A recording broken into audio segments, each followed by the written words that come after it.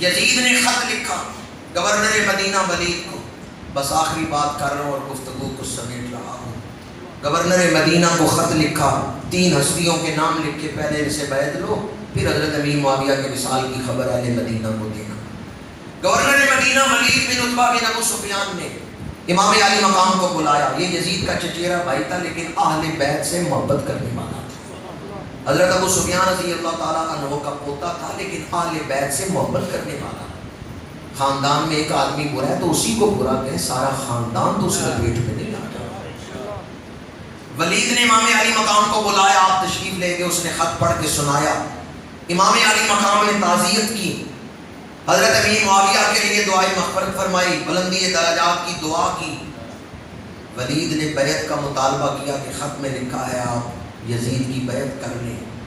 امام علی مقام نے فرمایا میرے جیسا شخص اس جیسے کی بیعت نہیں کر سکتا، اور جب آپ یہ فرما رہے ہیں نا میرے جیسا، روح ارض پہ آپ سے افضل کوئی نہیں، حسب نسب بھی اعلیٰ، صورت بھی بے مثال، سیرت بھی بے مثال، علم و تقویٰ کا مینار۔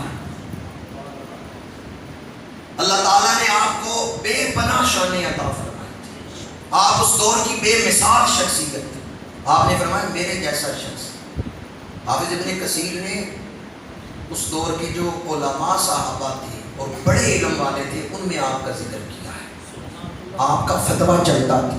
عبداللہ بن زبیر استفتاء کرتے ہیں، امام علی مقام فتویٰ جاری فرماتے ہیں۔ تاریخ کی کتابوں میں وہ فتویٰ جات موجود ہیں جو امام نے جاری فرمائے تھے، اور استفتاء کون کر رہے ہیں؟ جو خود بہت بڑے عالم ہیں۔ عبداللہ بن زبیر خود عالم ہیں لیکن مسئلہ پوچھتے ہیں حضرت امام حسین سے، تو اس دور کے آپ مفتی اعظم ہیں، علم، تقویٰ، ولایت، حسب نسب ہر اعتبار سے بے مثال ہیں اور بلند مرتبہ ہیں۔ فرمایا میرے جیسا شخص یزید کی بیعت نہیں کر سکتا، بیعت سے انکار کیا۔ دربار میں بیٹھے ہوئے ایک مشیر نے مشورہ دیا اگر حسین بیعت نہیں کرتے تو ابھی تلوار نکالو اور ان کا سر قلم کرو۔ گورنر نے یہ آرڈر نہیں دیا، مشیر نے مشورہ دیا، موت سے دھمکایا، ڈرایا موت سے۔ امام علی مقام نے اس وقت ایک مختصر خطبہ دیا، میں اس کا ایک جملہ آپ کو سنا رہا ہوں۔ یہ نہ دیکھیں ڈاکیا کون ہے، یہ دیکھیں چٹھی کس کی پڑھ کے سنا رہا ہے۔ چٹھی محبوب کی ہو تو بندہ ڈاکیے کو نہیں دیکھتا۔ امام علی مقام نے فرمایا اللہ اکبر، ماشاء اللہ، لا قوت الا باللہ، وصلی اللہ علی رسولہ حتی الموت علی ولد آدم محتی القلادۃ علی جید الفتاة۔ وہ عورتیں ہیں جن کی گردنوں میں سونے کے ہار بڑے سونے لگتے ہیں، مرد کی گردن پہ تلوار کا زخم بڑا سونا لگتا ہے۔ عورت کے لیے سونے کا ہار زیور ہے جو گردن کو خوبصورت کر دیتا ہے، مرد کی گردن پہ تلوار کا زخم زیور ہے۔ جو تلوار کے زخم کو زیور کہہ رہے ہیں وہ موت سے ڈرنے والے ہیں۔ بیعت سے انکار کر کے آپ گورنر ہاؤس سے نکلے۔ مشیر نے مشورہ دیا اگر تلوار نہیں چلاتے تو کم از کم انہیں گرفتار کر لو، باہر نہ جانے دو۔ گورنر نے کہا میں ایک صوبے کا گورنر ہوں، اگر مجھے ساری دنیا کی حکومت دی جائے اور کہا جائے آل رسول پہ تلوار چلاؤ، میں ساری دنیا کی حکومت چھوڑ دوں گا، آل رسول پہ ظلم نہیں کروں۔ آدمی جس چیز کو قیمتی سمجھتا ہے اس کو بچا لیتا ہے، جس کو ایمان قیمتی ہو وہ دنیا کی قربانی دے دیتا ہے، جس کو دکان قیمتی ہو وہ نماز چھوڑ دیتا ہے، جس کے نزدیک نماز قیمتی ہو وہ دکان سے اٹھتا ہے، نماز پڑھ لیتا ہے۔ جس چیز کو آدمی قیمتی سمجھتا ہے، ضروری سمجھتا ہے، اس کو اپنا لیتا ہے۔ امام علی مقام گھر تشریف لائے، مشورہ ہوا، حضرت عثمان غنی رضی اللہ تعالیٰ عنہ کا ذکر ہوا کہ وہ شہید ہو گئے لیکن مدینہ منورہ میں تلوار نہیں اٹھائی۔ آپ نے جواب دیا ہے حضرت عثمان غنی نے نہیں، فرمایا میں شہر رسول میں ہوں، میں فوج بلوا کے شہر کی حرمت نہیں پامال کرنا چاہتا، میں وہ پہلا خلیفہ نہیں بننا چاہتا جس نے شہر رسول کی حرمت پائمال کی۔ امام علی مقام نے فرمایا میں اگر مدینہ منورہ رہتا ہوں، یزید لشکر بھیجے گا، اس شہر میں خون کی ندیاں بہیں گی، میں وہ پہلا شخص نہیں بننا چاہتا جس کی وجہ سے شہر میں جنگ ہوئی، میں مکے چلا جاتا ہوں۔ آپ مکہ ہجرت کر کے آگے قیام کرنا تھا مکے، پر یہ ظلم ان کوفیوں نے کیا، جنہوں نے خطوں پہ خط لکھ کے الاجل لا امام لنا، جلدی آئیں، ہمارا پیشوا کوئی نہیں، ہمارا رہنما کوئی نہیں، ہمارا ایمان خطرے میں ہے، ہم یزید کے امام کے پیچھے نمازیں نہیں پڑھ رہے، چونکہ یہ تنخواہ یزید سے لیتا ہے، ہم نے جمعہ چھوڑ دیا ہے، آپ آئیں گے تو ہم جمعہ پڑھیں گے۔ امام علی مقام نے مشاورت کی، حضرت مسلم بن عقیل کو بھیجا، انہوں نے خط لکھا امام آ جائیں، 30,000 نے بیعت کر لی ہے۔ جب امام مکے سے نکل رہے ہیں ادھر مسلم بن عقیل شہید ہو گئے۔ راستے میں خبر ملی، بعض نے کہا واپس چلتے ہیں، بعض نے کہا آگے چلتے ہیں، فیصلہ ہوا سفر جاری رکھتے ہیں۔ اور پھر یزید ریاحی آیا، اس نے امام سے مذاکرات کیے، ظہر کی نماز امام کے پیچھے پڑھی، عصر امام کے پیچھے پڑھی۔ امام کھڑے ہوئے، ہم واپس مکے جائیں گے۔ اہل قافلہ سے کہا سواریوں کے رخ موڑ لو، اور آگے بڑھا۔ اس نے کہا میں آپ کو واپس نہیں جانے دوں گا۔ فرمایا کیوں؟ اس نے کہا واپس چلے گئے میرا سر قلم کر دیا جائے گا، مجھے بھیجا گیا آپ کو گرفتار کرنے کے لیے۔ امام علی مقام نے فرمایا تو کیا چاہتا ہے؟ اس نے کہا آپ سفر جاری رکھیں اور میں گورنر سے خط و کتابت کرتا ہوں، اگر اس نے مجھے اجازت دے دی میں راستہ کھول دوں گا، آپ واپس چلے جائیں، ورنہ میں آپ کو جانے نہیں دوں گا۔ وہ راستہ روک کے کھڑا ہو گیا۔ اب امام نے ایک دوسرا راستہ لیا ہے اور سفر جاری رکھا ہے، اور پھر یزید نے بھی اپنا لشکر ساتھ رکھا ہے، امام کو اپنی مرضی سے واپس نہیں جانے دیا۔ اور ادھر گورنر سے خط و کتابت، گورنر نے خط لکھا 2 محرم کو کربلا میں پہنچا کے حسین یا بیعت کر لے یا مرنے کے لیے تیار ہو جائے۔ تو امام علی مقام نے جب خط پڑھا تو آگے آگ جل رہی تھی، وہاں پھینک دیا، رات کا وقت تھا، تشریف فرما تھی، آگ میں پھینک، اور قاصد سے کہا کہ جا کے گورنر سے کہہ دو کہ میں بیعت کے لیے تیار نہیں۔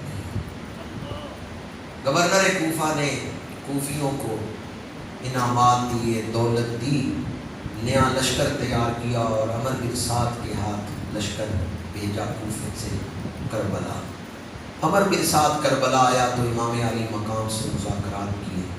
اس نے کہا امام آپ کہاں تشریف لے جا رہے ہیں؟ فرمایا میں خود نہیں آیا، انہوں نے خط لکھ کے مجھے بلایا۔ اس نے کہا کس نے خط لکھے ہیں؟ آپ نے خطوں والا تھیلا منگایا، ایک ایک کوفی کا خط پڑھ کے سنایا۔ اس نے کہا یہ جتنے خط آپ کے پاس ہیں، جنہوں نے خط لکھے ہیں وہ سارے تلوار لے کے آپ کے خلاف لڑنے کے لیے آئے ہوئے ہیں۔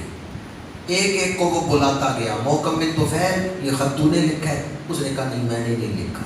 قیس بن اشعث یہ خط تو نے لکھا ہے؟ اس نے کہا نہیں میں نے نہیں لکھا۔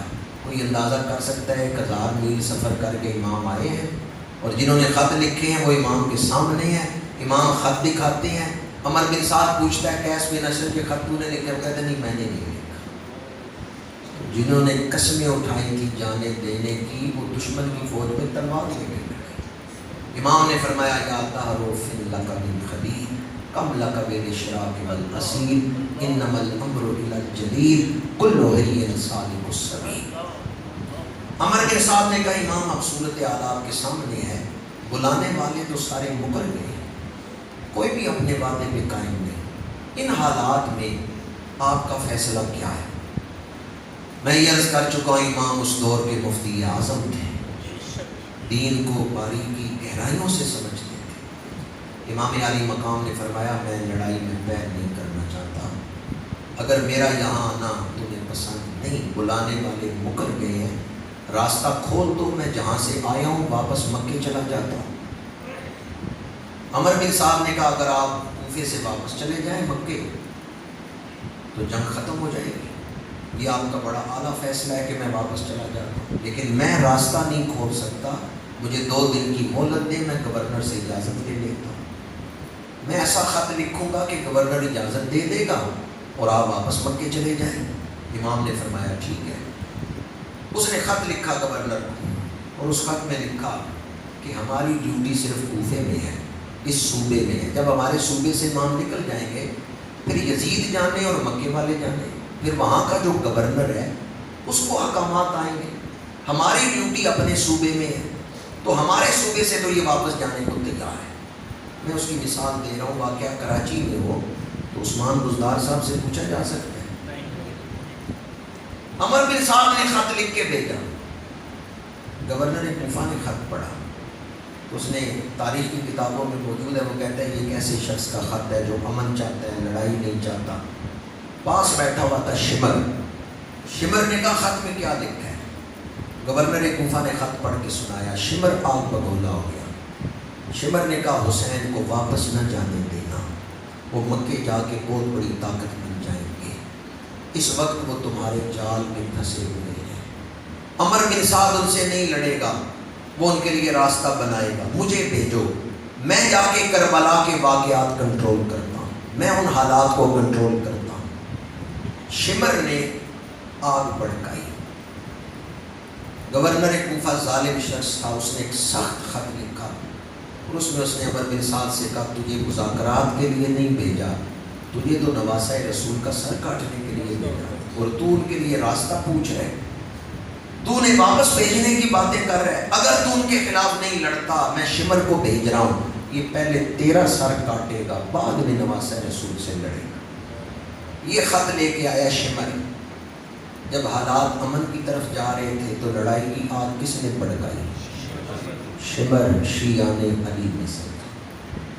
شمر نے بیعت کی ہوئی تھی، کئی جنگوں میں آپ کی طرف سے لڑائے، اور اس بدبخت نے 14 حج کیے ہوئے تھے، اور پریا اسی دا جانی جس کا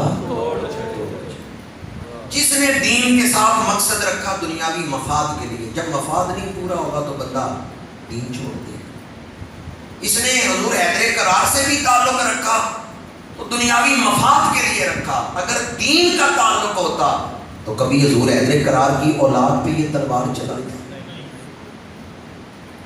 شمر نے آ کے عمر بن سعد سے کہا تو سیٹ چھوڑ دے، اب میں کمانڈر ان چیف ہوں، میں لڑائی کروں۔ اس وقت اگر عمر بن سعد اپنی کرسی چھوڑ دیتا، امام علی مقام کی طرف آ جاتا تو بچ جاتا، لیکن عمر بن سعد بدبخت ہو گیا، اس نے کہا نہیں میں لڑوں گا، سب سے پہلا تیر میں چلاؤں گا، ملعون ہو گیا، جہنمی ہو گیا اور بدبخت ہو گیا۔ اصل میں آخرت کو ترجیح دینا اور دنیا کی قربانی دینا ایک مشکل کام ہے، ہر کوئی نہیں کر سکتا، یہ وہی کر سکتا ہے جس کا ایمان کامل ہو، ایمان اعلیٰ ہو، وہی اپنی دنیا کی قربانی دے کے آخرت کو بچا لیتا ہے۔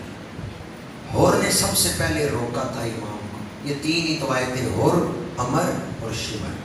شمر آیا تو جنگ شروع ہوئی۔ جب جنگ کا ماحول بن گیا، عمر بن سعد نے کہا نہیں میں سب سے پہلے تیر چلاؤں گا، تو ہور نے دیکھا جنگ کا ماحول بن گیا ہے، اس نے پوچھا کیا جنگ ہوگی؟ عمر بن سعد نے کہا ہاں جنگ ہوگی۔ اس نے کہا کیا نبی کے نواسے کے بدن پہ تلوار چلاؤ گے؟ عمر بن سعد نے کہا ہاں اب تو نواسہ رسول کے جسم پہ بھی تلوار چلے گی۔ اور پہلو بدل ہے، بے چین ہے، مضطرب ہے۔ عمر بن سعد نے کہا تو کیوں پریشان ہے؟ اور نے کہا میں مجرم ہوں امام حسین کا، میں گناہگار ہوں ان کا۔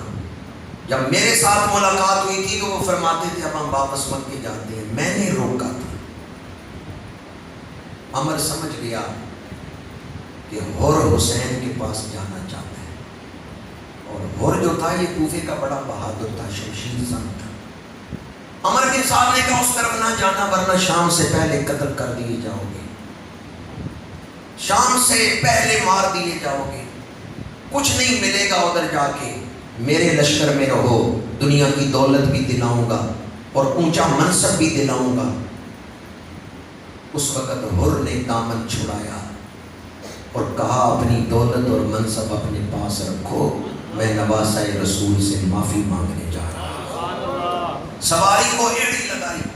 کسی شاعر نے کیا خوب منظر کشی کی ہے، یہ نعرہ حر کا تھا جس وقت فوج شام سے نکلا کہ دیکھو یوں نکلتے ہیں جہنم سے خدا والے، ہزاروں میں 72 تن تھے تسلیم اور رضا والے، حقیقت میں خدا ان کا تھا اور یہ تھے خدا والے۔ اور سواری دوڑاتے ہوئے امام کے سامنے آیا، ہاتھ جوڑے، رونے لگا، میں آپ کا مجرم ہوں، میں نے آپ کو روکا تھا، کیا آپ اپنے گناہگار کو معاف کر دیں گے؟ کیا آپ اپنے مجرم کو معاف کر دیں گے؟ میں کہاں سے وہ لفظ لاؤں جو امام علی مقام کے دل کی وسعت کو بیان کر سکے؟ میں وہ لفظ کہاں سے لاؤں جو نواسہ رسول کی اخلاق عالیہ کو بیان کر